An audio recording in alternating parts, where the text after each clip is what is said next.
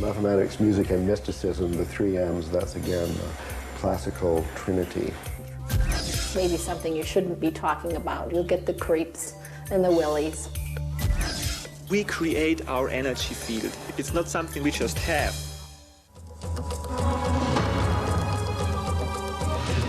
From the boundaries of the universe to the depth of your soul. Embark on a journey through the unknown and unexplained as we explore mysteries, magic, and miracles. Having spent most of their lives behind bars, do most hardened criminals linger on after death? Join us as we explore a 100-year-old prison to find out. Among the living, we'll take a look at auras, the colorful energy said to surround all living things.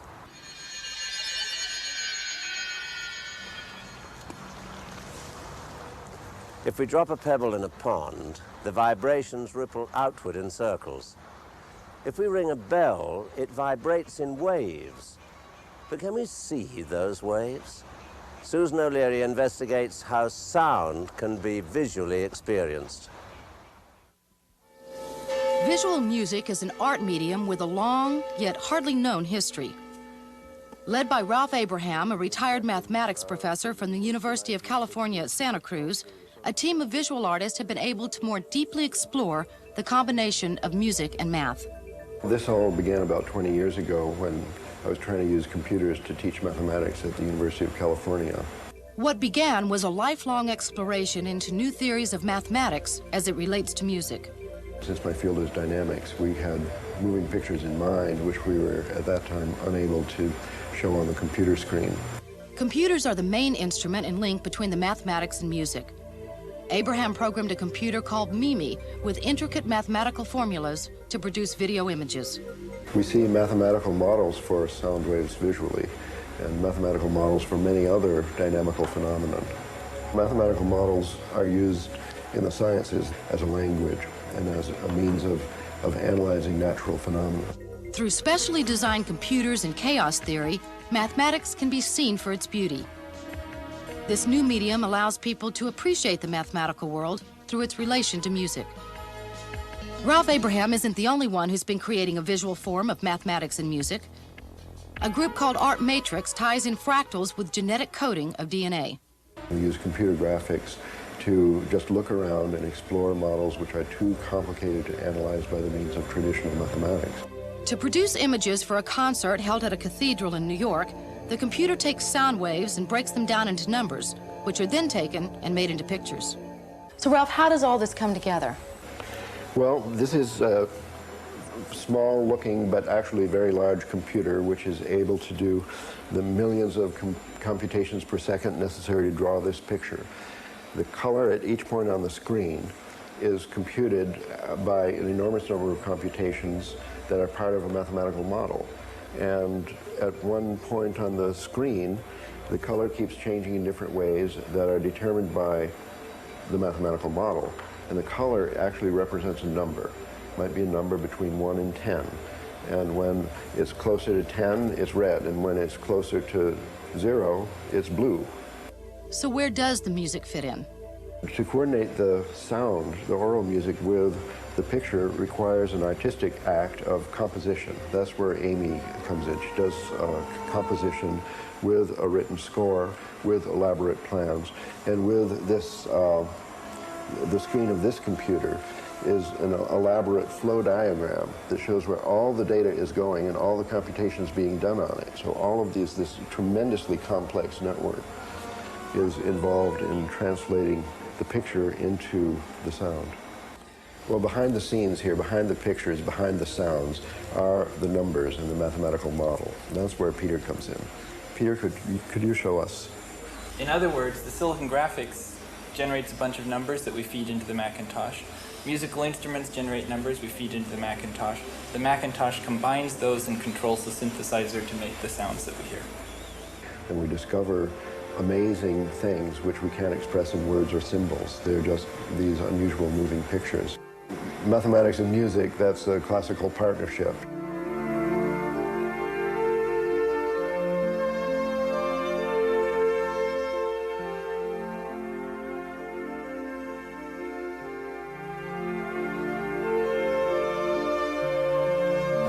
every science, physical science, biological science, social science, every science has mathematical models, and they're all using basically the same kind of models, and those are the ones that we're studying. Mathematics, music, and mysticism, the three M's, that's again the classical trinity. Through the Middle Ages, when every student studied algebra, geometry, music, and astronomy. So these four things, the motions of the planets, and the motions of waves in the sea, and the resonance of sound waves when you hear them, all of this was seen as aspects of mathematics. I also just want to share with people the beauty of mathematics, which has been invisible until computer graphics came along.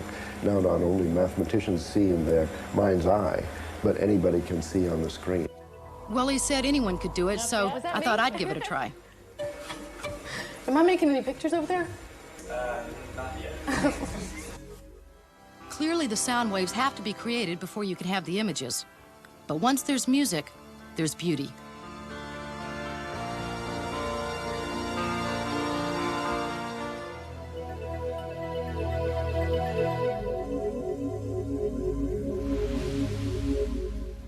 Crop circles are mysterious formations that appear overnight in fields throughout the world. Without being broken, tall corn or grain stalks spiral outwards in beautiful patterns. While some believe crop circles are hoaxed, others think they are landing pads for alien spacecraft. But circles found recently in England turned out to be universal mathematical symbols. Because of the complexity of these new circles, researchers believe the symbols to be a form of communication to mankind. Terrifying tales of a brutal murderer and cannibal still haunt the small town of Rawlins, Wyoming. Can a prisoner's cruel past condemn him to his cell for all eternity? Our story starts here at the Wyoming Frontier Prison, formerly the state penitentiary. The prison closed in 1981, but some believe the spirits of a few inmates still remain behind the prison walls. Some of the worst murderers in the history of Wyoming spent their last days in the death house before their execution. This is the death house, and I think this place in history sounds a lot different feels a lot different than any place else in the prison. The one that really scares me is the guy on the back side. This cell belonged to, I think, the worst murder in the history of Wyoming. When we do night tours, his candle always burns brighter or dimmer than any of the others. I don't know, I feel a little uncomfortable talking about him. There's many times the hair on your back will stand up. You're fully aware that something is there, what you don't know. Pixley is tremendously scary. Even when you're doing tours and you're talking about him, as a tour guide, you always get a sense that this is maybe something you shouldn't be talking about. You'll get the creeps and the willies. And the candles will flicker. His will be straight. The other candles on the night tours will flicker. There's definitely something to his story, I'm sure. The last execution, Andrew Pixley in 1965, he's the youngest guy executed here. He was 22 years old. And when he was executed, they wanted to make sure that there was no leaks in the gas chamber. Usually they go by a pig, but this time they went out onto the streets of Rawlins and they found a stray black cat, and they executed it. Black cat supposedly haunts the penitentiary. I was running out of A block one night after I came out of the cell, and I was running around and this black cat darted out in front of me. And he went around the corner, and another tour guide, Molly, was waiting for me there, and it darted out in front of her, and it just disappeared. And every once in a while we see him, but he's lurking around every night tour. The one that scares me is the guy who was in the middle cell, Andrew Pixley. He was 21 years old when he committed the most horrible murder in the history of Wyoming. Family from Chicago on a ski vacation, Jackson Hole. He murdered 2 little girls. There was evidence of cannibalism. The beatings were so horrible. There are elements of Pixley's case that, in my opinion, are almost worse than Jeffrey Dahmer.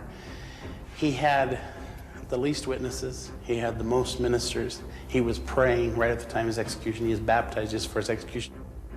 Andrew Pixley was described as the perfect psychopath. He had no conscience at all.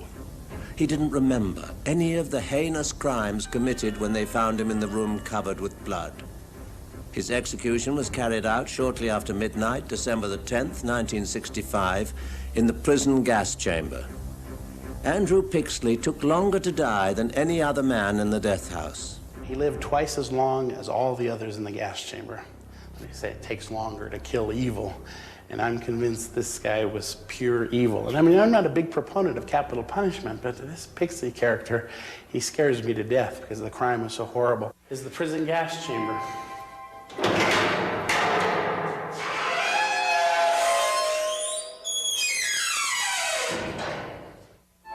Mechanics of the gas chamber. The warden pulled a pin on the side, dropped this handle. A bag full of cyanide pellets rolled into acid below the chair. Prisoner was unconscious in 10 to 15 seconds. They were all dead within 3 minutes, except for Andrew Pixley. The witnesses were in the back room. For the first execution, there were 47 people in this room. By the time Andrew Pixley was executed in 1965, there were 13 people. They changed the seals around the windows before the execution. And then, as I said before, they test the gas chamber to make sure it's working all right. We don't give tours in December. I'd been sitting in my office. I'd been researching the executions. We were doing a new display on the executions. I had a head full of stories of executions, but I didn't have all the dates. And I came up here, it was getting kind of late, and I needed a flashlight to read the dates of the walls in the hanging room. I was writing to the dates and with my flashlight in hand, and my flashlight drifted over and I caught the black eyes of Andrew Pixley. As I looked deep into his eyes for the first time, I thought, there's something different about this guy. I'd never thought about it before. Something evil, possessed, demonic. At the instant I thought that, I swear to you, I heard something. I didn't recognize it at first, but behind me, I heard the faint sound of crying. Not just crying, young girls crying. And the sound of the crying was coming from the gas chamber. I was scared to death. Fumbling with my keys, I turned around and I'm walking to get out of here as fast as I can. When I got outside, and I thought about this, I mean, why just at that moment did I hear the crying? And why did I hear it then? And then I heard the church bells ringing a few blocks over, the Catholic Church. And the first thing I thought was Andrew Pixley had renounced the Catholic faith shortly before his death. And then I realized it was December 10th, 1965. His execution was just a few minutes after midnight that day. Andrew Pixley's sentence was death, but his soul is the grim reminder that not all is at peace.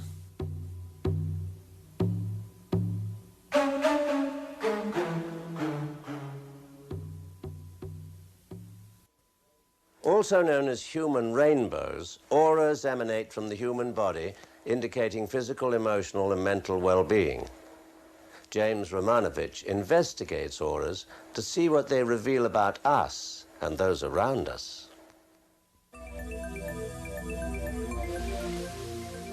People have been speculating over the presence of auras for thousands of years. Are auras still a mystery, or has it become a scientific reality? An aura, scientifically, it is considered an electrical magnetic energy field. It is an energy that moves around any life form. It is a hologram of colors, first of all, that flows around the body. These colors that are around us, it's like a universal computer, and they really tell things about us and our personality, mentally, physically, spiritually. Each of these colors represent a specific personality trait of a person. Red, for instance, shows vitality, physical health, and passion. Blue indicates a communication ability and creative essence, and yellow represents personal power and/or highly developed intellect. Orange is a healing color because it is a color of change. Silver indicates personal power, and gold is the color of success. These are only a few of the many colors in your aura. What else can they tell about you? You can see everything in an aura. In the typical aura, if you look directly behind someone's head, there's an area that we call the past life triangle. And in that area, you can see many past lives. Future lives, sometimes you can see further out in the aura. Everything that is in this energy field is a reflection of us, the experiences that we've had in life, the things we brought in with us, and probably extremely importantly is the genetic influence from our biological parents. When people are very emotionally upset, you can see it, and it almost looks like they're sweating and energy is pouring off of them. Feminine energy and masculine energy definitely reflects in the aura. It is a different programming. In other words, the energy can tell me if a person's male or female, whether I can see the person or not. Now, also in the feminine energy, there is an area that shows the reproductive system, and obviously the man doesn't have that. People are beginning to realize that they can take pictures of the aura.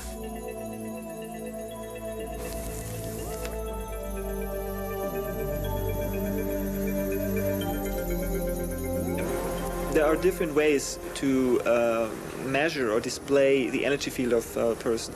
One very known technology is Kirlian photography, which was developed in Russia in the 30s and 40s. And Kirlian photography is using high voltage. So basically it's a high voltage, high frequency type of photography. This is a Kirlian photograph of a healthy elbow changing dramatically after an accidental shock to it. In this Kirlian photograph, the fingertip of a relaxed person shows an even blue and white energy field. The same fingertip's energy field changes as the individual gets emotionally charged. And then the energy field changes to a red blotch as anger sets in. This fingertip shows an individual focusing on thoughts of warmth and love.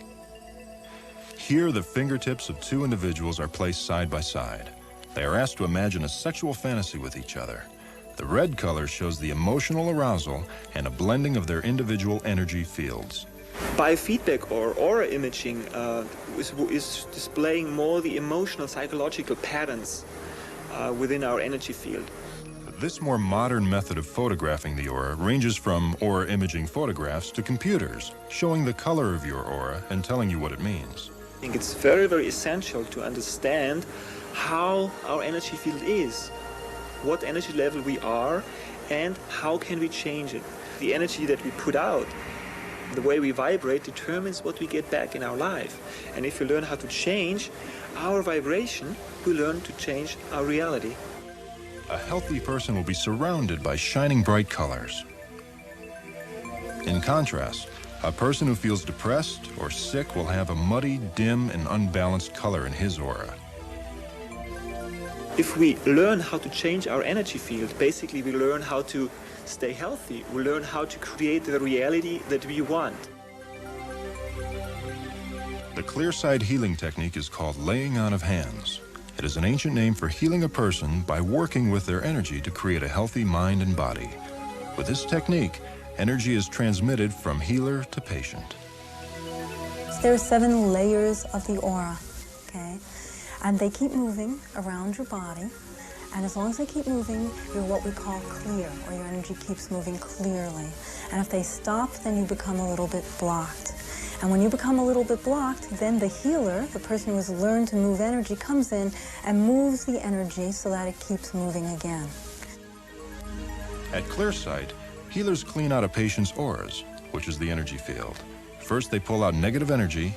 Then, when the energy is clean, they fill the patients with gold energy in order to bring them to the highest level of physical and mental health. Obviously, if you can see how disease moves in and you learn how to feel energy, you can move that disease out just as easily. Ooh, starting to go orange. Nice healing. Great. We can heal ourselves of many problems, emotional, physical, mental, but more than that, we can get to a higher level where we can really change the whole way the human race behaves. We create our energy field. It's part of us. It's not something we just have. I believe anybody can learn to see the energy around people.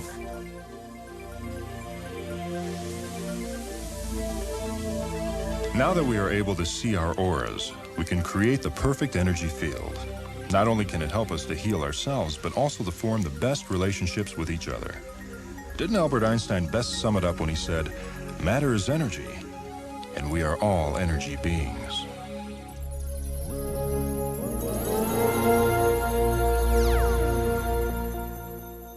In Hindu belief, there are points on the human body where the physical and spiritual bodies are joined.